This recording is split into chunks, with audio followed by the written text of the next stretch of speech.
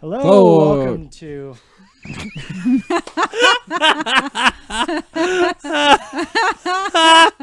Color Circuit's show Screen Source. Today we're going to be doing a review of Thor Ragnarok, which came out this past Thursday. And we all went to movie theaters for the first time together. together. We all held hands. We held hands. Skipped into the theater. This is the 17th Marvel Cinematic Universe film. It came in at around 2 hours, which I think they were saying this was one of the shortest or the shortest MCU Sounds film. about right, yeah. Yeah, it didn't feel too long. Directed by Taika Waititi. And so, I guess just overall thoughts. How'd you guys feel? Did you enjoy it? Did you hate it? Very much enjoyed it. Yeah. Yep. Enjoyed it thoroughly. Very funny. Yeah. Do we have a rating system? I think we could come up with one now. Sure. How many Thors do we give it? I give it 7 Thors. I'll have I'm gonna give it 15 hammers. It's Nice. 7 Waititis. I'm gonna give it 9 Kate Blanchetts. Like Kate Blanchett. Ooh, that's She high. deserves it. I'm going to do 1.5 Lokis, but one Loki is 50 Thor hammers. Wait, so is this Damn. this is on top of the rating you already gave it? You're doing a secondary rating. Did I give it a rating already? I said I liked it. I said You I said 7 enjoyed Thors. it. Huh? I that was you my said I 7 He Thors. says 7 Thors. Oh, okay. Okay. So One- 1.5 Lokis. One Loki. Which equals 50 Thor 50 hammers. Thor hammers is one Loki. So, I'm gonna give it 1 Goldblum. oh, very good. Oh, That's the damn. We can't just go through again and get more. What's your secondary rating? Side thought: this week I watched a video of Jeff Goldblum rating people's Jeff Goldblum tattoos. That's he did it for amazing. GQ magazine. It's the best 10 minutes I've seen in a long time. It's find it, watch it. It's great. I Anyway. love him. He's so I think like one of the big things is that Waititi comes from a background of comedy, and this is obviously one of the funniest, if not some of us say the funniest MCU film. Yeah, definitely. Definitely, huh? I can't even believe that it's a question. Like, I get the other ones were funny, but not. great. Guardians were The This only was a I think clip. competition Guardians is would be better. Guardians of the Yeah. Galaxy. I would say Yeah. that like And, I could argue it as like maybe as like a whole film, but as like the when it comes to just pure laughs, I thought this one was. I found myself laughing almost, well, not the whole time, but Yeah. Yeah. a lot. Almost a lot. every I was very scene. surprised. You could make the argument that this was a straight up comedy, just the way it played. At some points, there were parts where I was like, "Is it too jokey? Is it a little too jokey?" Just for like because he is an Avenger, so it's in that world. And even though like the first 2 Avenger films were Joss Whedon, and usually those are pretty quippy and funny, this was another level of It's a very different type of humor. Yeah. I thought the funniness kind of like ramped up. I didn't think it was funny at the beginning, and then it definitely got funnier. And yeah, I kind of agree that like was it too like, nail on the head? Sure. Hot on the rod. How does that expression go? Is it hot I don't know what you're trying to say. No. Bird in the hand, Dylan. Yeah. I think that it was like I think that Marvel definitely does their research and they know that people are getting bored with just a straight up Marvel movie. So that's why I think they're finding these directors that can add that extra element, whatever it is. As you can see within the last few years with Marvel movies, most of them have some added element on top of the standard Marvel formula. That might be the one of the most important things that Marvel has done and has made it successful is that they get a different director almost for every single maybe franchise or small franchise of that for every single series. And each director, like, there's varying levels of success. I think this is the one with the most personality injected into it. And that's why I think it's probably the funniest one also. Yeah, Waititi said he wasn't even sure if he wanted to do it, but the fact that they gave him creative freedom is what allowed him to do kind of this big budget film, which he's not a big budget film kind of guy. I mean, it was still a Marvel movie, though. Yeah. Like, it still had, like, the same beats. It's still, like, it didn't change the world at all. It's still very much a piece of this larger universe. So I think the fact that the director, Taika Waititi, was able to still make a movie that felt like true to Waititi, him yeah. and yet still fit. Like not all the directors they've gone after have been able to work within that system, and that's why there's been some cases of firing a director or parting ways with a director Right. within the like halfway through Creative the process. differences. Creative Sure. differences, because I he says it was complete creative freedom. I doubt that. I think he knew how to work within that. Yeah. In a way that was He doesn't Yeah. seem like the type of guy who's probably trying to break the mold. He's just happy to be able to inject his style into it, as opposed to what's his name, who was doing Ant-Man? Edgar Wright. Edgar Wright, who Oh, yeah. which apparently for that the difference was that he'd been working on the movie for years and didn't really exist in the Marvel, the greater Marvel universe, and he still wanted to make that movie. So that's what I heard that for why that breakup happened. I see. So the way Because Edgar Wright would be an excellent addition to the Marvel universe, I think. the way Taika apparently pitched to Marvel was he made like a sizzle reel to kind of show them like the tone and like the way the jokes would work out, and they just loved it and they Great. just picked it up right away. Yeah, I don't even think they batted an eye. And his other movies are great too. Oh yeah, absolutely. And this is definitely turning into his moment. I mean, with the What We Do in the Shadows, getting a sequel, getting a TV show, right? Yeah, like he's I think he's got like a film sequel, a TV show sequel, and another film sequel. right. And it's just like I love the Flight of the Conchords group of people and what came out of that popularity. So yeah, I'm all for this. Yep. Taika talked early on about he wanted to utilize the fact that he's working with like otherworldly creatures and not just he didn't want to recreate a Civil War because this was kind of Thor's Civil War where it mixed in with a lot of other characters from the MCU, and he didn't want to do that because Civil War it's all human based, and he's like the fact that we can do things on another planet, Thor is not human, he's Asgardian, which they talk about a lot. Or just Asperg. Yeah. Asville, where are you from?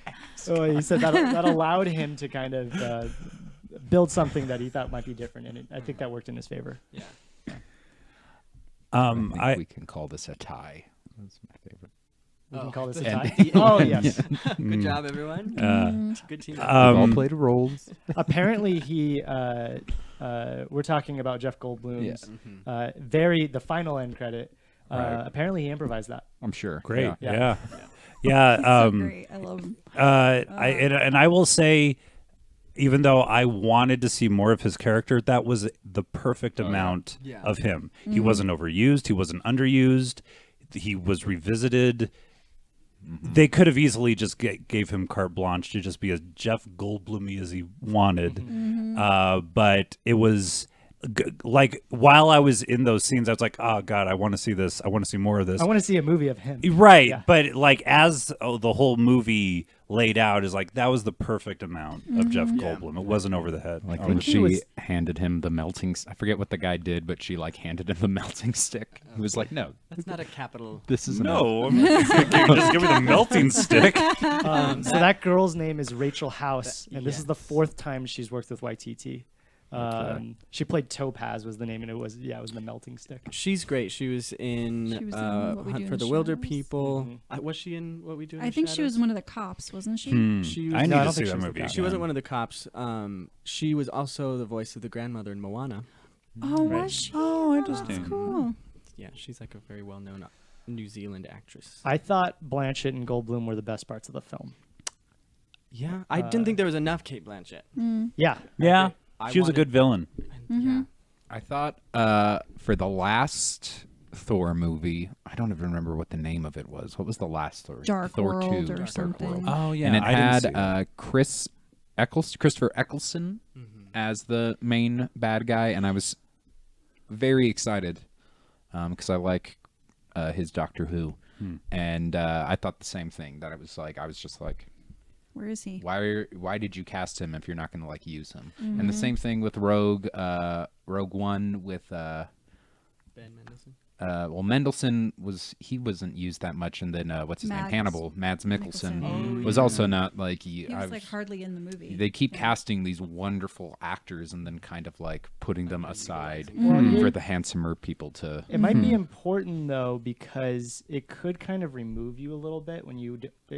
It is refreshing to see kind of new faces. It's just interesting because in the like, I'm thinking of like classic superhero movies, like in the Batman's, like the bad guy was always the most interesting part, you know, like the Joker or the Penguin, or like it's always been that's always been the most interesting part of the movie, and then the superhero tends to be kind of a blank slate. And This seems to have been a reoccurring Marvel, problem in the Marvel universe Yeah. is that they don't have the same caliber of bad guy as DC. DC. Right. Yeah. At least not because even they just keep in the movies, casting just in wonderful general. actors as their bad guys, and then I keep being disappointed. Right. By, And I think she did a great I thought job. she brought a lot. I just think to there what wasn't she enough Right. of her. had. Like she made me laugh a couple times. Did you guys like Hopkins?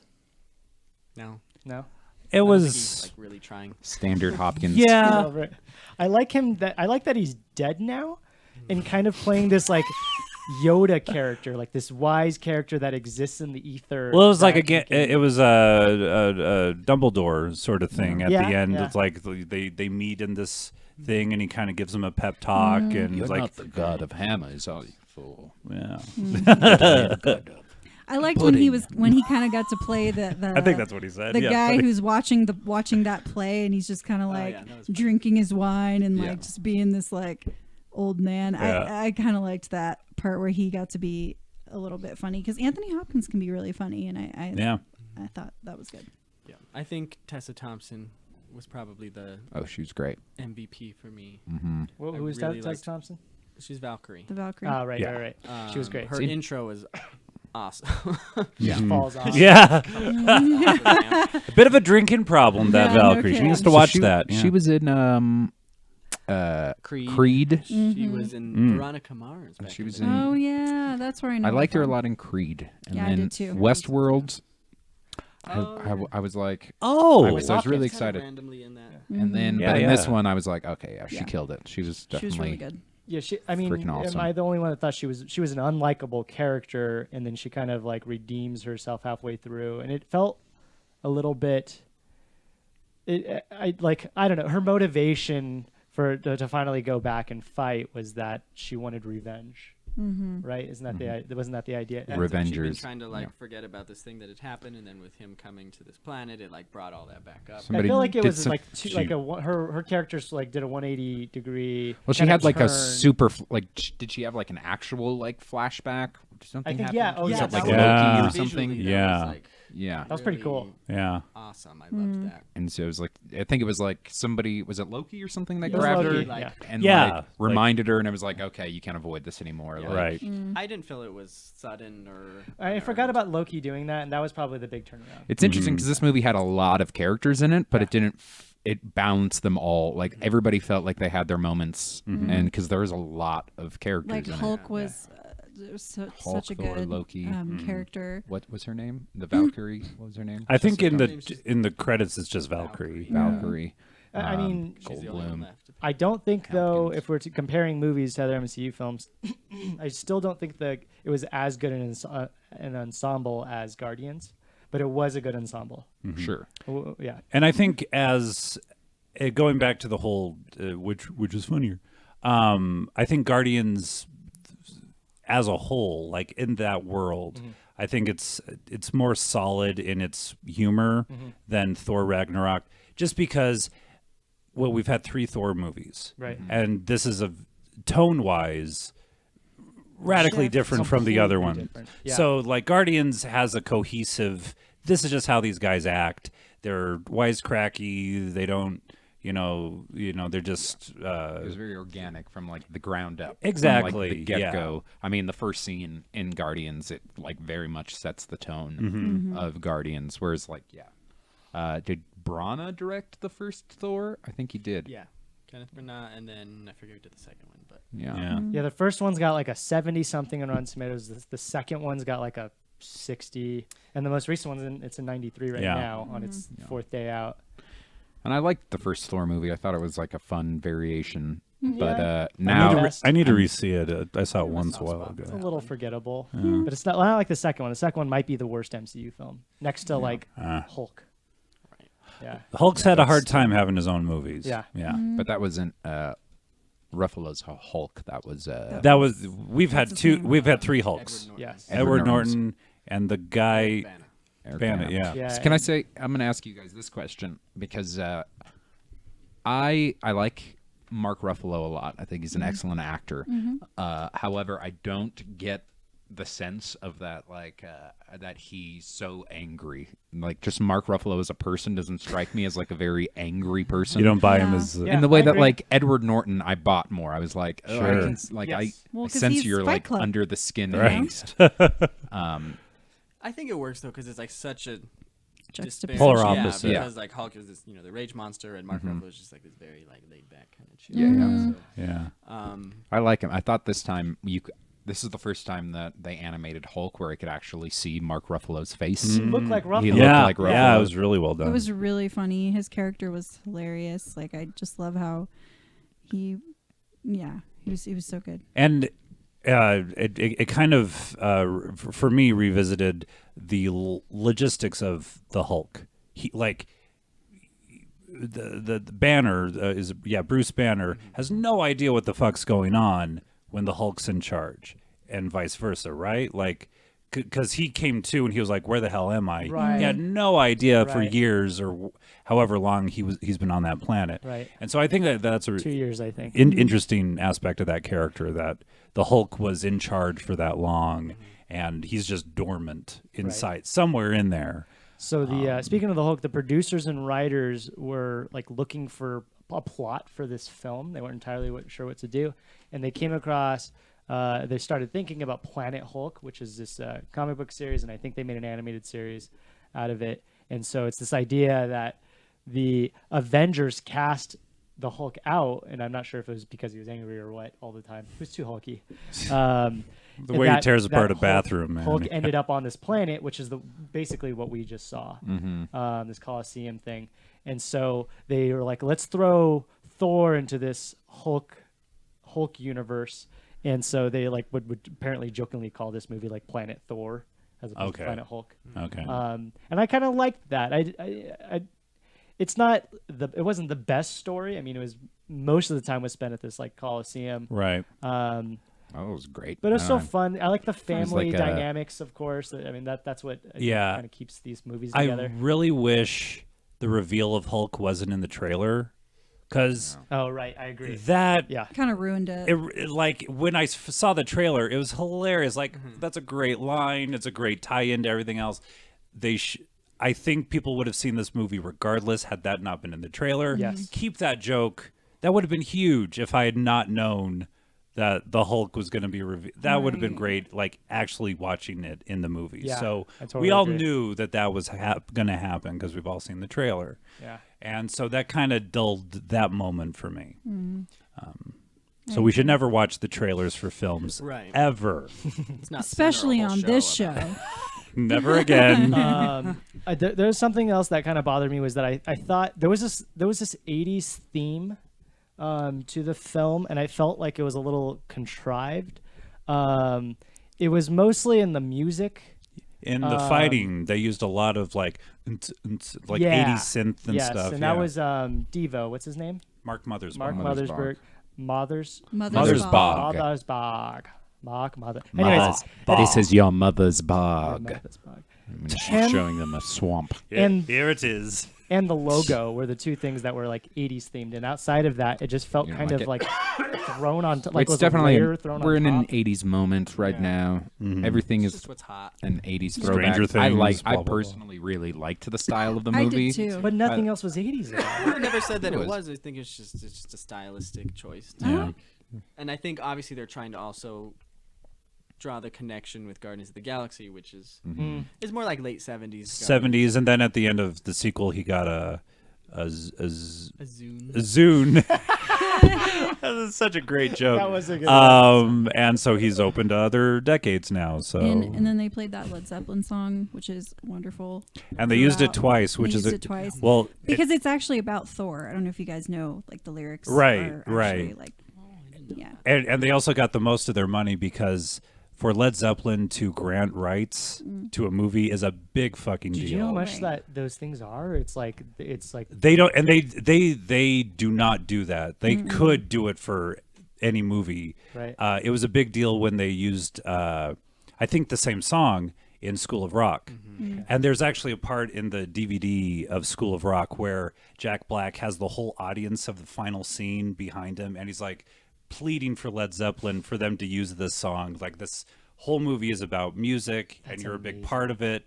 Please let us use it. And they were able to get the rights to that song. I heard that for Tusk, Kevin Smith said most of the film's money was put towards the theme song for it, and I think he said it was $250,000. The rights to, yeah. It's insane. So I can't even imagine what it is think- for Led Zeppelin. For there's an episode of Mad Men where Don sits down. Yep.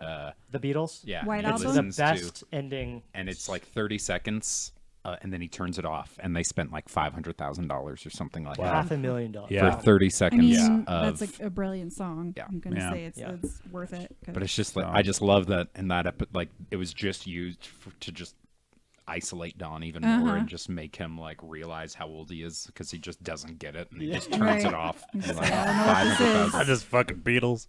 yeah. So the two lead writers for this movie apparently only had done like Marvel television. Huh. I don't think they had done. I think one of them did a Thor 2. Did the Thor 2 movie. They didn't do the first one. I feel like that kind of showed because honestly I wasn't as like captivated. The world didn't. It didn't feel as like fully fleshed or as fun as even as like Civil War, for instance, or Guardians, or even Doctor Strange, which came out this year. It just didn't feel as solid. I don't know if that's the right word for it, but it seems like they were like hopping around a lot. They like were. It was Yeah, almost so- like a road movie in a way that they were traveling about. Yeah, and not really about Asgard. I mean, they had the sibling rivalry thing and the kind of history of the planet, but we didn't have to stay there long because we had to go back to the garbage planet or whatever that planet It was was called called. Sicario, I think. Sakara, something like that. Something weird like that. Right. I think that was one of the weak points. Also, is like and it's not really this movie's fault. I think we just haven't. We don't care about Asgard. Like, Yeah. never like who gives I a shit? do. I care a lot. I I'm like really Asgard. pissed that Asgard's gone. Not a place. It's not a place, but like I don't want everything to be Earth based. Like when they're It's not going moving to be. everybody to Earth, or it seemed like they were moving everybody to Earth, and it's like I remember watching the original Thor, and when he was on Asgard, I was like, oh, this is awesome. Like this is like this like weird sci-fi fantasy thing that we've got going, and it was so much fun to watch a superhero movie in that setting. And then when it was back on like Earth. And I think they filmed the original Thor in New Mexico. yeah. And so it's just like I was like, all right, we're gonna see like another building get destroyed by Right. like I it's agree. funner for me to watch like some. I don't know. I just feel like I've seen that so much. Like, look, New York City's been destroyed 50 million times. Like, I like seeing some other places. So I'm happy Get that destroyed. they're exploring the Other universe, planets. and I hope Yeah. that they do that more because I don't give an F about Earth and the Marvel So universe. they are going to do it more, and it moves us into the mid-credit sequence that we saw. All the Asgardians are aboard the ship now, right? Because of the premonition, or not the premonition. What's the word I'm looking for? But this is what was supposed to happen. prophecy. To Asgard. Prophecy, sorry. yeah. Yeah, that it was supposed to be destroyed. I kind of like how they came about that. Like it needed to be. It was going to happen inevitably. And this is why it had to happen. Anyways, it led us into our the mid-credit sequence, which was this giant ship, this overboating ship, showing up in front of this Asgardian. It looked like a transport shuttle or something. Yeah, all an already big spaceship with all the Right. Asgardians, and then it's like even fucking bigger. Yeah. Right. So people speculate that this is supposed to lead into Thanos, the Infinity War, the Infinity Gauntlet. Thanos and his Infinity Gauntlet, which is that hand, that glove that he's wearing, and he's looking for the Infinity Stone, which is also known as the Tesseract, which is on this ship. It's that blue thing that was inside Odin's vault. That Loki. Yes. It suggested he took. Yes. Yeah. And so this is supposed to be this is what we think is going to lead into Avengers Infinity War Part 1, which comes out in May of next year, which we haven't seen a trailer for. Apparently people have been waiting for this thing forever. And it's going to expand the universe. We're not going to be on Earth anymore. It's going to bring in the Guardians. It's going to bring in Doctor Strange. It's going to bring in Thor, which is exciting because it's not just humans anymore. Right, it's not right. Earth-based people. Yeah. Are the other Avengers, I assume, going to be a part of it? I assume so too. Yeah. I'm wondering if like any of the television people are going to be in any Marvel's film. It probably won't be in. Is that the same universe? Yeah. It's all canon. Because been a lot of crossover with it yet, but they reference the movies. Like Daredevil, the Netflix seasons, they reference the Battle of New York, which was the end of the Avengers movie. Stuff like that. He's too busy protecting Hell's Kitchen. That's which is right. Very just a little neighborhood in New York. That's my territory, you guys. Hell's Kitchen, you said, Jason, is like perfectly nice now. Oh, it's like one of the richest neighborhoods. Because Daredevil did such a good job. See, that's right. He cleaned it up. That's right. So he wants to keep his apartment level. That's all he does it for. He wants to keep that He apartment. just wants to keep the value of his apartment up. There's probably like a bunch of like stars that live there now, celebrities, I'm sure. Oh yeah. Yeah. So turns out we were looking for this a lot, but Taika was Korg, the Rockman. Yes. Yay. Yeah. And there had been discussions between Taika and Marvel to create a spin-off series of Korg and Meek. I think Meek was that. Yeah. The thing. Oh, he's dead. I I've thought just he been was carrying dead. him. Oh, he's alive. But he was great. I like that Taika put himself in there because he's like, listen, I've done this before. I could do this. What was your That question, was bro? really funny. I love how he says that. Bruv? What was your question, bro? I like the joke of just throwing the things at Loki again and again. Yeah. Nobody ever believes he's actually there. And it's just going. Get help. I'm then in love. We're with not it. doing And he's Get like, Help. Get out of here, ghost. Like every other woman, I'm kind of obsessed with Loki. He's a good-looking man. He is hot. Good-looking man. He's very hot. He's aight. He looks like you, He's Kev. aight. Yeah, he's pretty good looking. Smooth. I liked some of the kind of subtle anti-colonialism themes of the movie. Mm-hmm. With like Asgard having this like very bloody history that's been covered up. Yeah. And when Hela comes back, Hella. Mhm. It is hella. which is Yeah. kind of like It is fun to know that there was that. We're talking about history again. mhm. But yeah, that it wasn't always this amazing- Benevolent. Yeah. Like we want to like pretend that like Asgard or America is like this like wonderful, happy place when like no, there's like it's all talking about. And why do we still have and like destroying Columbus other Day? worlds? Right. Yeah. Well, Yeah, there's like- that great line like, "Where do you think we got all this gold?" Yeah, Yeah. exactly. Yeah, Like Gila yeah. is It's like our we past killed a come bunch back of people. like To haunt remind us. us like Right. we're not as good. It didn't really like do much with that. It was No, just but kinda just like a there. little nod, like. But the fact that in a Marvel movie Right. we can get that. I think little that bit was of Taika's doing. commentary. or Honestly, because he's from New Zealand and there's a lot of colonialism happening in Australia and New Zealand. Yeah, and our Aboriginal lead people. actor is also Australian, and him and Taika. Australians don't like the New Zealanders, right? there's True, some good there's Flight of a the Conchords rivalry. episodes about that. There's like a rivalry, yeah. I'm surprised. Well, that they apparently got our along. lead and Taika though they like made sure that like Indigenous and Australian Aboriginals and New Zealand Indigenous people like they were priority for working like in various departments for the film. Cool. So building sets, things like that. So it's kind of he did his part. I think he felt yeah. So that was pretty cool. So it kind of leads into what you were talking about a little bit. For sure. So do you guys want to wrap up here? Yeah, Or do you Yeah, have anything I else don't- you want to say about it? Yeah. I really loved it. I thought it Jason was looking really at the good. I liked ceiling. it. Nothing else to First say. weekend, we're estimating 400 million worldwide. So I think this movie, by the end of it and being in theaters, how long do movies stay in theaters now? 9 weeks? Depends on how much money they make, but Not 9 weeks. 9 weeks sounds like a lot. 5 weeks? Anyways, it should clear $500 million.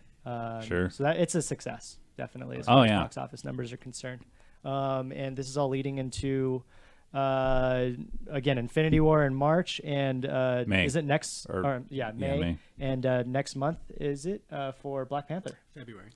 February, for so Black next Panther? year. Yeah. Damn it. Okay. Oh, I'm sorry. I was thinking of Black Panther is going to be the end of Phase 3, and then Infinity War should be the start of Phase 4. If you know anything kind of like about like the way they structure these films. South Park did that with their whole The intro crime to fighter thing. The whole intro to the game is like we have our universe of characters, and we just need funding for all these movies, and they have all the Professor Chaos movie that they're going to do. It's Yes. it's really funny. Yeah, and they snuck in. They finally in the third phase we snuck in a black. That's right. Lead, lead to do it. That was in South Park. The Fractured Butthole video Yes. game was just released, Really which well is done. like largely themed on like superhero stuff. Yeah. Yeah, super fun. Black Panther looks really good. Looking forward Oh to yeah, it. that's going to be great. Yeah. And then, of course, not related to this, but Star Wars next month, I've heard of which this. is crazy, right? I will go. That's a movie. I got my It's one of those movies. got my Skip. ticket. Whatever, Jason. Whatever. Hot Ooh, take. Jason, hot Jason. Hot take, Jason. Rebel without a cause. All right. So, thank you for joining me at the Thor Ragnarok review. This is a part of a Screen Source, which is live every Sunday at 3 p.m. MST, where we go over movie news reviews and we watch some trailers, and sometimes we do a hot take review with Jason Hot Stuff over there. All right. Thank you for tuning in. Bye. Bye-bye.